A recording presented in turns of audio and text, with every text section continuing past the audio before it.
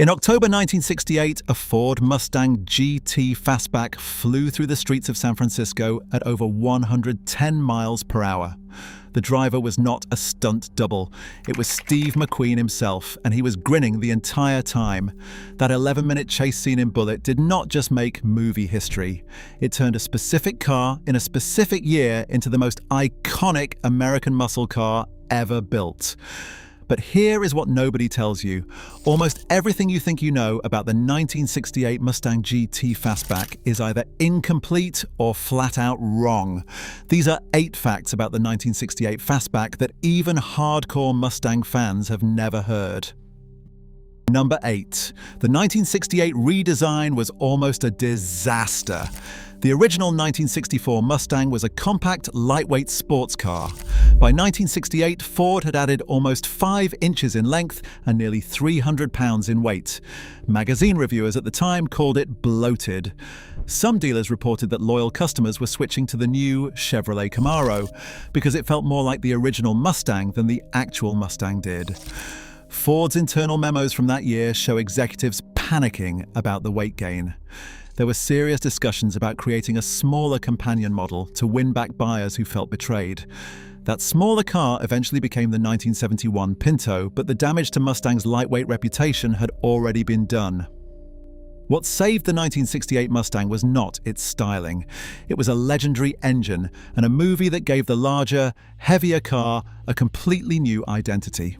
More on both of those in a moment. Number 7. The GT badge did not mean what you think. When collectors talk about a 1968 Mustang GT, they picture a fully loaded performance machine. But the GT equipment group in 1968 was mostly cosmetic. You got fog lamps, a pop-open gas cap, striping, and a slightly different grille. The GT badge had nothing to do with engine choice. You could order a GT with the base 200 cubic inch inline 6, and plenty of buyers did exactly that. Meanwhile, the most powerful Mustangs of 1968, the ones with the 428 Cobra Jet, often left the factory without GT badges at all. Serious drag racers did not care about fog lamps, they cared about quarter-mile times. This causes confusion at auctions constantly. A GT with a 6-cylinder engine is technically authentic, but a Cobra Jet without the GT badge is the actual performance car. Buyers who do not understand this distinction have overpaid by tens of thousands of dollars. Number 6. Nobody knows exactly how many were built. Ford's production records from 1968 are notoriously unreliable. The Dearborn and San Jose assembly plants used different tracking systems. Some cars were counted twice, others weren't counted at all. The official number for 1968 Mustang GT Fastbacks is somewhere around 17,000 units. But researchers who have cross-referenced VUIN databases with surviving registrations believe the actual number could be 15% higher or lower. For Cobra Jet cars specifically, the situation is even worse. Ford built them in such a rush that some left the factory with incomplete paperwork. There are documented cases of 428 Cobra Jet Mustangs that don't appear in any Ford records, authenticated only through physical inspection of the engine block casting numbers. This uncertainty creates a strange dynamic in the collector market. Provenance and documentation matter more than the car itself because nobody can definitively say how rare any particular configuration actually is. If you're into stories like this, hit subscribe. I dig into forgotten automotive history every week. Now the facts start getting really strange. Number 5. Highland Green wasn't Steve McQueen's choice. That dark green color on the Bullitt Mustang has become synonymous with the car itself. Ford even released anniversary editions in the same shade, but the color selection had nothing to do with McQueen's preferences. Director Peter Yates chose Highland Green because it photographed well against San Francisco's pastel Victorian houses. McQueen actually wanted the car painted silver. The studio overruled him because silver created too much glare under their lighting rigs. Here's where it gets stranger. Highland Green wasn't even a popular color in 1968. Ford's sales records show it ranked near the bottom of Mustang color choices that year. Buyers preferred Wimbledon white, Acapulco blue, and candy apple red. The color only became desirable after the movie made it famous. Number 4. The R code and S code confusion has cost buyers fortunes. In 1968, Ford used engine code stamped on the VIN to identify which motor a car left the factory with. The 390 GT engine carried the S code.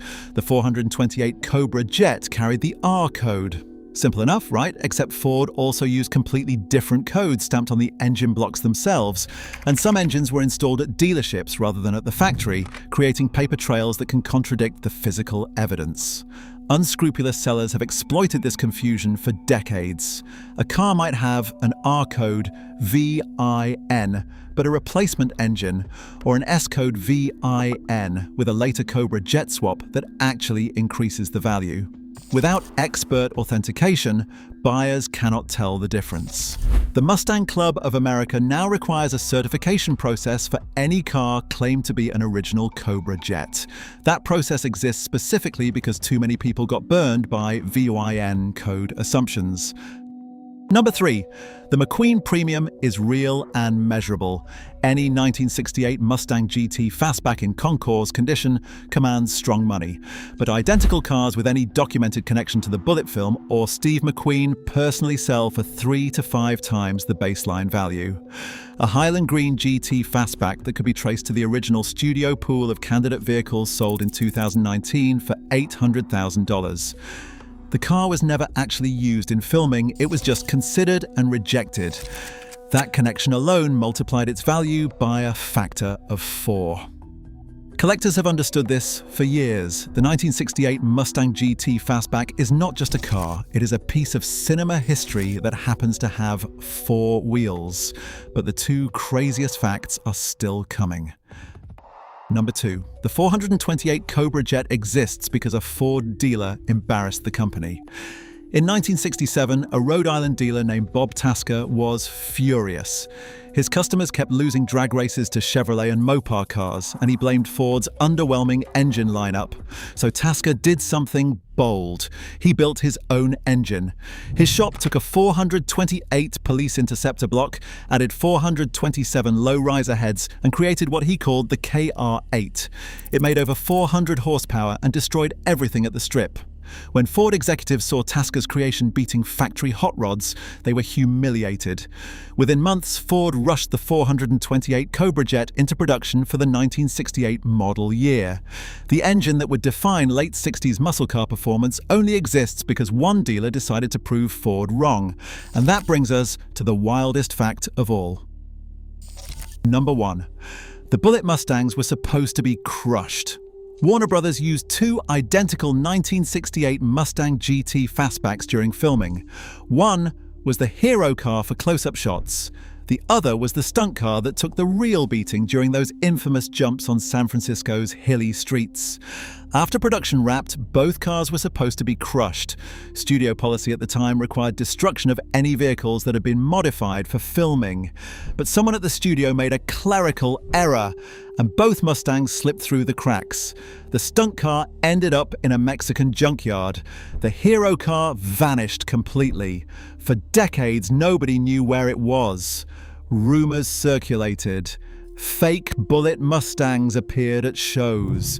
Steve McQueen himself tried to buy the car back before his death in 1980, but his letters went unanswered. Then in 2018, a New Jersey man named Sean Kiernan came forward and revealed his family had owned the hero car since 1974. They bought it for $3,500 from a newspaper ad. His father recognized what it was and simply never told anyone. That same car sold at auction in January 2020 for $3.7 million. A movie that Steve McQueen almost did not make, using cars that the studio almost destroyed, created a collector market that now moves hundreds of millions of dollars annually. The 1968 Mustang GT Fastback survived its own near destruction to become the definitive American muscle car. And now you know the real story behind it. If you made it this far, subscribe. I will see you in the next one.